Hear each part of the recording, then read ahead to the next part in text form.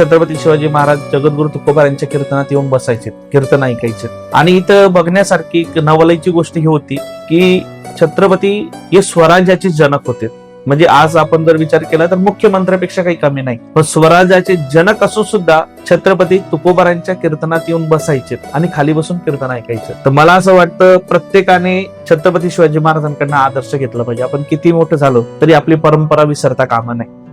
आणि कीर्तन ऐकत असताना मग त्याच्यातून जे प्रबोधन व्हायचं, त्याच्यातून कुठेतरी एक वेळेस छत्रपतींना वैराग्य निर्माण झालं की काय आपण या सगळ्या गोष्टी करतो, हे सर्व नश्वर आहे, हे सर्व जाणार आहे, मग का म्हणून आपण एवढं धावपळ करतोय. मग एक काम करूया, तुकोबाराय ज्या पद्धतीने करतायत आपण तुकोबारांच्या पावलावर पाऊल ठेवून पुढे चालूया. कीर्तन संपलं आणि कीर्तन संपल्यानंतर तुकोबारांच्या पायावर साष्टांग दंडवत छत्रपतींनी घातला. तुकोबारांनी दोघं हातांनी वरती उचललं, राजे तुमची जागा पायाजवळ नाही, तुमची जागा हृदयाजवळ आहे. आणि हृदयाला लावलं आलिंगन दिलं आणि विचारलं सांगा काय म्हणतात. त्यावेळी छत्रपती म्हणले